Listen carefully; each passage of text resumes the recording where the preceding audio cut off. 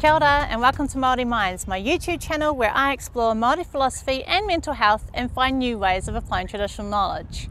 My name is Kiri Prentice, I'm a consultant psychiatrist and my iwi affiliations are to Ngai Tūhoe and Ngāti Awa.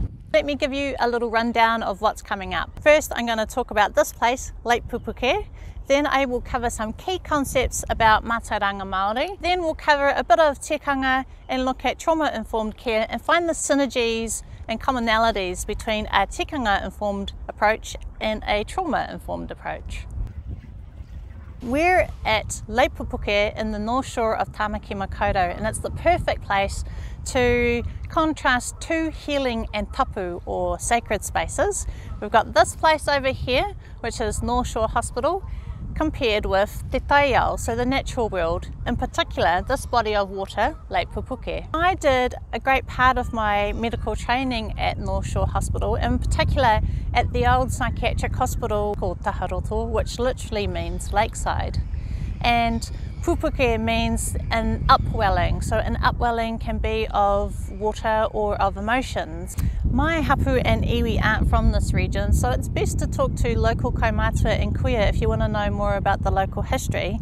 But there is one story that really resonated with me that was shared with me by a kaumātua matua Pat Ruka, and his local connections are to Ngā Puhi, Ngāti Whātua and Ngāti Paua. And the story he shared with me was about Puhi in the Waka mātātua. The great Waka mātātua made landfall in Whakatane, and that's in the Bay of Plenty where I'm from. There was a big bust-up between Tōrua, who was the elder brother and captain of the Waka, and his little brother Puhi. Following that, Puhi and a good number of the crew actually travelled up north on the Waka, and they made a stop here at Lake Pupuke in the North Shore, which was actually a common stopover for many Waka. It is said that Puhi's Mata Mua, his firstborn child, passed away here, and the tūpapaku, the body of his child, was interred in a coffin that was fashioned out of the ama, and so that's the outrigger part of the Waka. And then it was placed in this lake here, and then a kaitiaki, a guardian fish, was placed in here with it. What does all of that mean, and what's the significance of that story? To me, it meant that at that time, Lake Pupuke was a freshwater source, a place where you could harvest food and conduct rituals of purification like pure, but once they put the body into the lake, it became a tapu or sacred place. So those sorts of activities would be restricted because you don't mix death, which is extremely tapu, with the living or with food. There have been other people who have passed away in this lake, so it's important to acknowledge them as well. So ki ngā hunga mate, haere atu rā, haere haere, moi mai rā. So when something like that happens, when somebody passes away in a space, it can become a wāhi tapu or a sacred place, and certain tikanga or protocols must be observed. And that's not just to respect those who have passed away and the whānau pani, so the grieving family. It is also because the space has become tapu, as I said. One of the Māori interventions that can be done to maintain the safety of the community is to put a rāhui on the space. So that's a restriction that would prevent people from using the space for a period. That's useful because it gives people time to mourn and also time for the right tikanga rituals and protocols to be completed so that the tapu can be lifted through a process of whakanoa. Whakanoa means to make neutral, safe or unrestricted. And some of the ways that that can be done are through karakia, prayer or takutaku, which are old traditional incantations. Contrast all of that to North Shore Hospital. So that is a different kind of tapu or healing space where you have a mix of the dead, the sick, newborn babies, food preparation and consumption. You got healthy visitors and stuff, and they're all contained in the safe space. So a mixing of tapu and noa, so that makes maintaining the safety of the community and observing tikanga that help you transition from tapu to noa quite a challenge.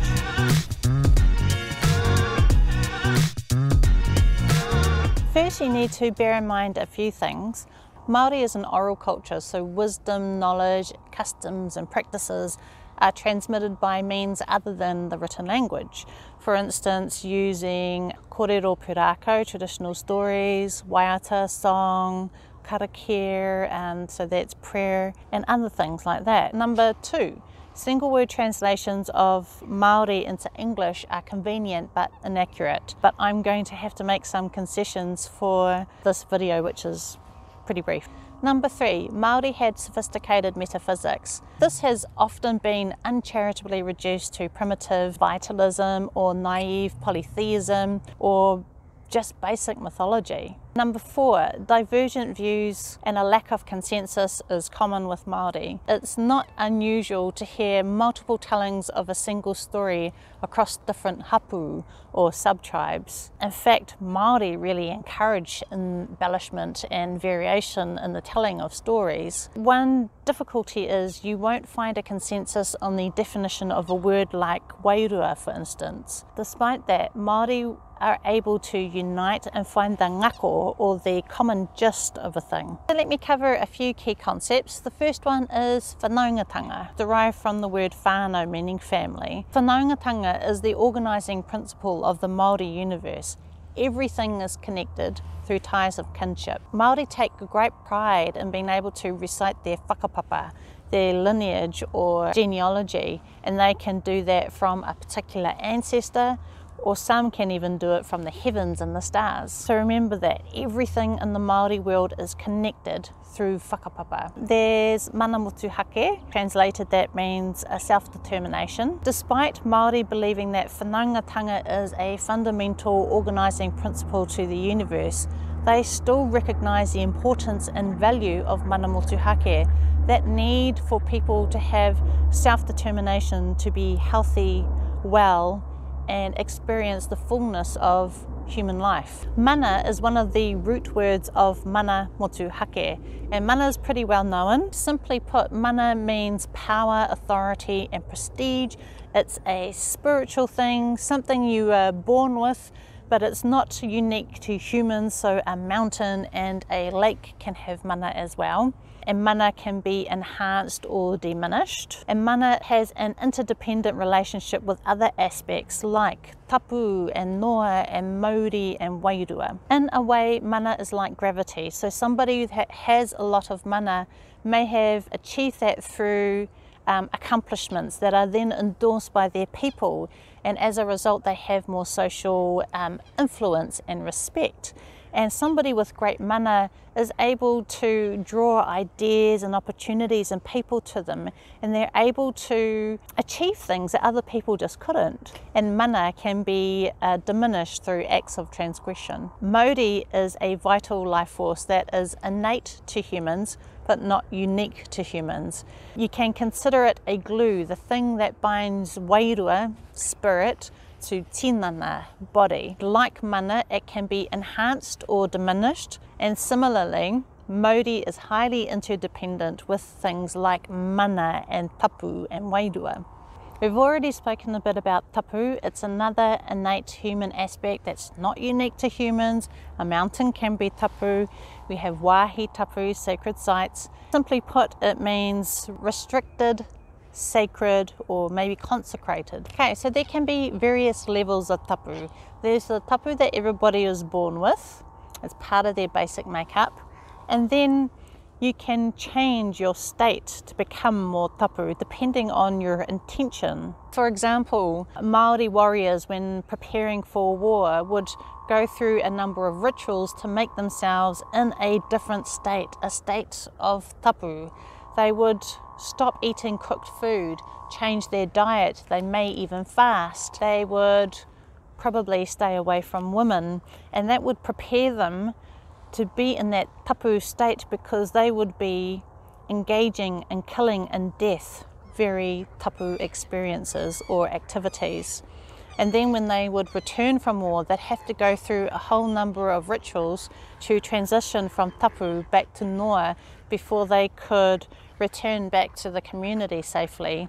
And again, there'd be similar activities that nullify that tapu, and that can involve pure, so a complex cleansing ritual that happens in water or karakia and so forth. Noa is the antonym or the opposite of tapu, so it's the yin to the yang of tapu, and that basically means to be neutral, free of restrictions, safe or mundane.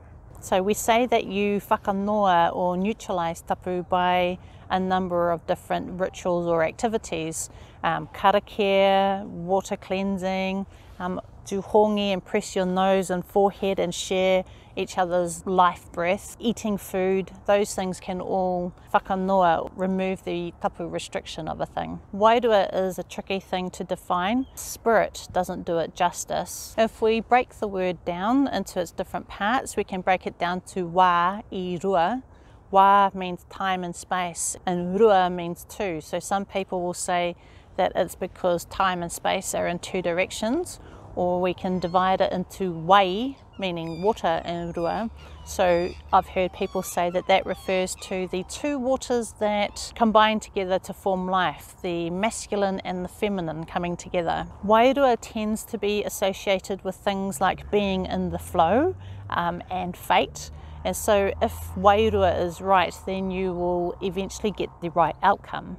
Your wairua can travel, so when you're dreaming your wairua might take off, but it's still tethered to your body by your Māori. When you pass away, your Māori returns to its source and it's no longer that tethering or glue agent, and so wairua transitions and it can become something like an aria or kehua. So aria is like the shadow of a human and kehua is ghost. Talking about wairua can be quite tapu and people are reluctant to share too much about it, so I'm probably going to leave it there for the time being.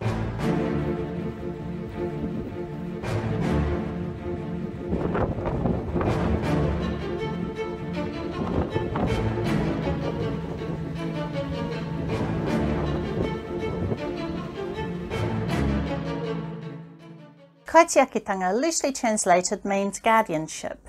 Now, kaitiakitanga is taken as sacrosanct to Māori. A person with the role and responsibility of a kaitiaki has to have certain mātauranga knowledge and pukenga skills. If, for instance, somebody is acting as the role of the kaitiaki of kaka, so that's a type of parrot, then they would need the necessary knowledge about the kaka's life cycle. They'd need to know about the local environment, the climate, maybe the maramataka, so the lunar month cycle and the changes therein. They'd need to know all of that to be able to determine when's the appropriate time to harvest the kaka as a food source. Care must be taken and tikanga observed if you are to sustainably harvest the kaka without damaging the mauri or affecting the hau, which could result in species extinction if not taken seriously. Hau. What is hau?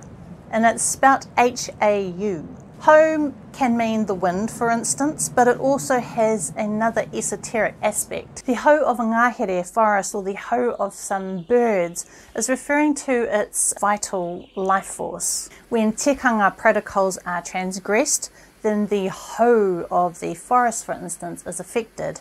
And if that's the case, then the animals, the birds, the insects will depart the forest, the ngahere, the trees will die, and slowly the entire organism that is the ngahere will perish. So if you want to understand Māori ways of thinking about conservation of nature and ecosystems and living sustainably, then you really need to understand hau. For instance, look at the problem of kauri dieback. That can be considered an affliction of the hau of kauri. Think about the indiscriminate felling of kauri trees over centuries without observing the correct tikanga or protocols, and they typically would involve saying karakia and acknowledging the kaitiaki of the ngahere, Tāne Mahuta, the god of the forest. Hau also relates to reciprocity. So if a gift is given, then it must be reciprocated in some way, and that is known as the hau of a gift. If humans want to harvest the kaka for a food source, then they must reciprocate in some way, gifting something, saying some karakia, acknowledging the kaitiaki of the ngahere tāne mahuta. The aspect of reciprocity is built into tikanga already. To reinforce the primacy of reciprocity in the Māori world, we have another concept called utu.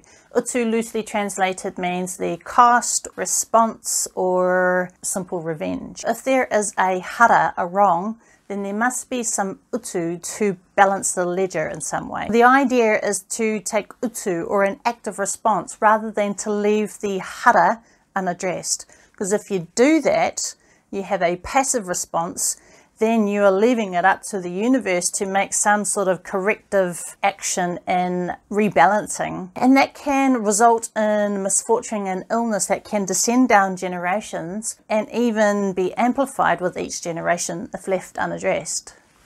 Manaakitanga derives from two words, mana and aki. Mana we've already spoken about, and aki means to support or uphold. Manaakitanga, loosely translated, means hospitality, but it is also the way that you show somebody that you care and how you maintain and uplift or enhance their mana. It also encompasses reciprocal hospitality between individuals or groups. It is closely linked to utu and hau, mana, mana motuhake, aroha. Aroha is when you turn to and focus on the essence of a person, their ha, so seeing the true person. Māori put at the fore those ties of kinship, relationships, whanaungatanga and manaakitanga. To do that is to ensure that you're going to achieve a harmony between mana and tapu and noa and Maori and wairua and so forth. The importance of manaakitanga and whanaungatanga is why tikanga is so important in Māori society and why it focuses on building and maintaining relationships. You can't, for instance, expect to assess a person, determine their diagnosis and come up with a treatment plan and have a positive outcome if you haven't first attended to the relationship. And for that you need to focus on the manaakitanga and the whanaungatanga. Last but not least, tikanga. Tika means straight or correct, so tikanga means the correct way of doing things. Tikanga provides procedural guidance for gatherings, human interactions and interventions. According to Hirini Moko Mead, tikanga determines the ethics of what is right and what is wrong. This involves moral judgments about the appropriate ways of behaving and acting. He also spoke about the purpose of tikanga being to advance the interests of Māori and to connect people. Now, I think tikanga is way more than that. To me, tikanga is how Māori operationalise their metaphysics, their worldview. So in this way, tikanga is essential for the harmonious existence of humans in the taiao, in the natural world.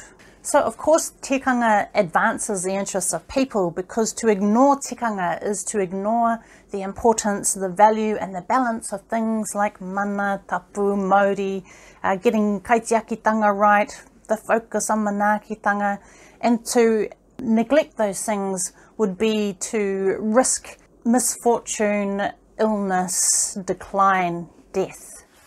So it's important to differentiate between two types of tikanga. You've got tikanga iho matua and you've got tikanga tere tere. So tikanga tere tere refers to non-traditional customs maybe that have been acquired. For instance, whether or not people are permitted to wear shoes inside a wharenui. Tikanga iho matua is the true tikanga. It is divine in origin, and it is an umbilicus connecting Māori metaphysics, Māori philosophy, to living in the real world. I'm going to divide the rest of this talk into 5 sections. Trauma, the distinction or difference between being trauma-informed and trauma-focused. Compare and contrast trauma-informed care with Tikanga-Informed Care. Look at some specific Māori healing interventions. And finally, look at combining a trauma-informed and Tikanga-informed focus into the workplace. Trauma, mamai, is the opposite of safety. And that can be divided or categorized in many different types. You have acute trauma, repetitive trauma, complex developmental trauma, vicarious trauma, historic trauma, transgenerational trauma, cumulative trauma, and situational trauma. These different types are pretty self-explanatory. When working with Māori in a trauma-informed way, you need to be aware of the historic context, how Māori were dispossessed of their land through colonisation, were alienated from their culture and disadvantaged socio-economically. I'll not go into details, but you need to know that stuff. If you want to take a look at a pretty good resource, you can look at Kia Hora Te Marino that was produced by Te Rau Ora. Highly recommended. Before I move on, a bit of myth busting. In the media, sometimes Māori are portrayed as a violent culture. Now, in pre-colonial Māori society, family violence was not acceptable or normal, and that includes intimate partner violence and violence towards tamariki. If you're familiar with trauma-informed care, you've probably heard about the 3 E's. That's the event, the experience, the whiako, and the effect. The combination of traumatic event and experience-related factors is predictive of the effects or the outcomes. Some of the effects of trauma can be physical, emotional, cognitive, behavioural, and spiritual. Spiritual is a big thing for Māori. There are many concepts in Māoridom related to mamai, trauma, and matenga or sickness. A traumatic event can be caused when the mana is trampled, or your tapu is violated, or your mauri is diminished, or your wairua is afflicted in some way. If a person violates tapu, they can induce a mate Māori, a Māori sickness or syndrome. Mākutu, as I was taught, is when somebody is intentionally cursed and there is an affliction of their wairua. The other way that you can get a mākutu is when some hara, some wrong or event has caused that mamai and trauma, the affliction, and then it's gone down generations. When your wairua is afflicted, it can kind of travel around and be fragmented, and there is a decoherence with the wairua, somebody's spiritual aspect, and their tinana, their body, and their mauri, that essential life force. So a decoherence and splitting. A key point that I'd like you to appreciate is that idea that health and well-being is to do with the harmony and cohesion of those different aspects of the human, the mana, the tapu, the mauri, the wairua, and so forth. Let's move on to comparing trauma-informed care with tikanga-informed care. First, trauma-informed care. That's a paradigm of practice, an approach. So any organisation can be trauma-informed in their approach. That includes educational, health and social services. Because an organisation is trauma-informed, that does not necessarily mean that they are trauma-focused or offer treatments that address trauma-related issues. Trauma-focused care is when the content of the care is focused on remedying that trauma-related problem. Trauma-informed interventions are the specific treatments for trauma-related issues, including therapy, medications, and so forth. There are 6 principles of trauma-informed care. Safety, makes sense, right? Trustworthiness and transparency, that's required to achieve safety. Peer support, because peers can really make people feel normal, empowered, listened to, safe, a big component there. Empowerment and choice, collaboration and mutuality, and finally, cultural, historic and gender issues, because context matters.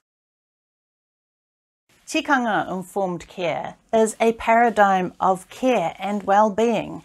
It's the way we operationalise mātauranga Māori. There are some key values, including manaakitanga and whanaungatanga. It involves protocols for engagement, tikanga-informed interactions. Included in tikanga-informed care are Māori healing interventions.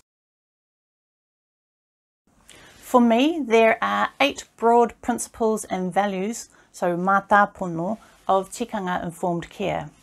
Tika, pono and aroha. We often group those 3 values together.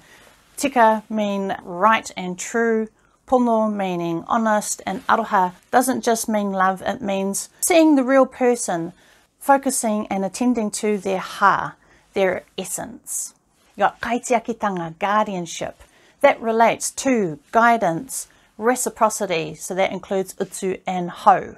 Restoration and reconciliation. Next is whanaungatanga, relationships. It's all about connecting, belonging, therapeutic relationships, and included in that is that particular relationship dynamic of the tuakana teina, the older and younger sibling or cousin, and the interchange of who is the expert, who is the learner, and vice versa. Manaakitanga, so care and hospitality, how you really enhance and uplift somebody's mana, so mana enhancing and mana protecting practice.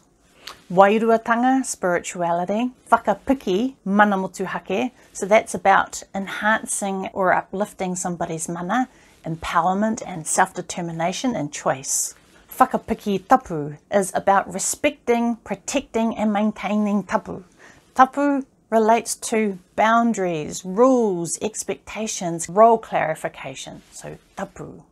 And finally, whakapiki mauri, which means to uplift somebody's vital life essence. Take them from mauri noho, when they're in a low state of mauri, to mauri ora, well-being. So if you take a look at the values and principles of Tikanga-Informed Care and Trauma-Informed Care, you can see the similarities there, can't you? Māori healing interventions. There are many. A Porfiri MihiFakato can be healing. There is rongoa, our traditional healing practices. Miri and romi, which is massage. A pure, a traditional ritual of purification that involves water. Hohaurongo, so that is peacemaking and conflict resolution. Then there are all the mahi atoi, so the creative arts like rāranga, weaving, whakairo, carving, kapahaka, the list goes on. There are many subcomponents to those healing Māori interventions. Karakia, prayer, taku, ancient incantations, mihi, acknowledgements, waiata, singing, songs, whai kōrero, speeches, whakawhanaungatanga, that connecting, manaakitanga, that hospitality and reciprocity, hongi and hariru, when you're pressing your nose and forehead together and sharing the breath of life, and kōrero pūrākau, so using traditional stories or narratives to explore and heal. I want to quickly touch on Porfiri and MihiFakato because they are Māori healing interventions. They can de-escalate and are used in first encounters. An important feature of MihiFakato and Porfiri is that they facilitate rapid transitions. A transition from tapu to noa, restricted to free and neutral. From a triggered or trauma-activated state to being tau and settled. Awhaka tau. From dark to light, confused to aware. Mai te pō, ki te whaiau, ki te ao mārama. They create safe processes and avoid further mamai, harm and re-traumatization. What are some of the effects of a Porfiri and a MihiFakato? They enhance mana. They enhance mana motuhake. They respect and protect tapu. They uplift the mauri. They build whakawhanaungatanga. And they manage people's expectations by clarifying roles, responsibilities, processes and rules. Māori healing practitioners are a diverse bunch. They are diverse in their mātauranga, their knowledge and their pukenga, their skill sets. But one of the things that's common amongst Māori healers is they are masters of manaakitanga and whanaungatanga.